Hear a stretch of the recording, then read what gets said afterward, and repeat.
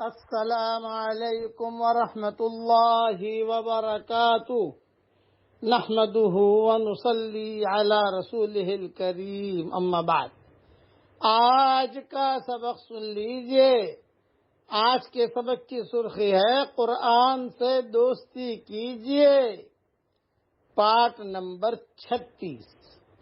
حضرت شداد ابن اوس رضی اللہ تعالیٰ عنہ روایت کرتے ہیں کہ رسول اللہ صلی اللہ علیہ وسلم نے ارشاد فرمایا، جو مسلمان بھی بستر پر جا کر قرآن کریم کی کوئی سی بھی سورت پڑھ لیتا ہے تو اللہ تعالی اس کی حفاظت کے لیے ایک فرشتہ مقرر فرما دیتے ہیں۔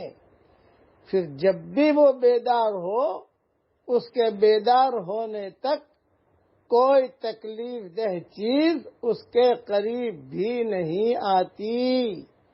ترمذی میں یہ حدیث ہے۔ اس لیے کتنا کہ یعنی اللہ تعالیٰ کی طرف سے حفاظت کرنے والا فرشتہ آتا ہے اور وہ فرشتہ پوری رات حفاظت کرتا ہے اور صبح چلا جاتا ہے۔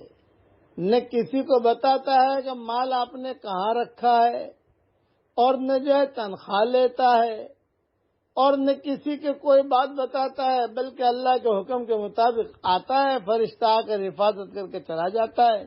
تو جب بستر پر جائے کوئی بھی سورت پڑھ لو، آیت الکرسی پڑھ لو تو بہت اچھا ہے، یا جو ہے 3 قل پڑھ لو 3 مرتبہ تو بہت اچھا ہے، سورہ فاتحہ پڑھ لو، سورہ اخلاص پڑھ لو، کوئی بھی سورت۔ اس حدیث کے اندر عام کہا ہے رسول اللہ صلی اللہ علیہ وسلم نے کہ جو مسلمان بھی بستر پر جا کر قرآن کریم کی کوئی سی بھی سورت پڑھ لیتا ہے تو اللہ تعالیٰ اس کی حفاظت کے لیے ایک فرشتہ مقرر فرما دیتے ہیں۔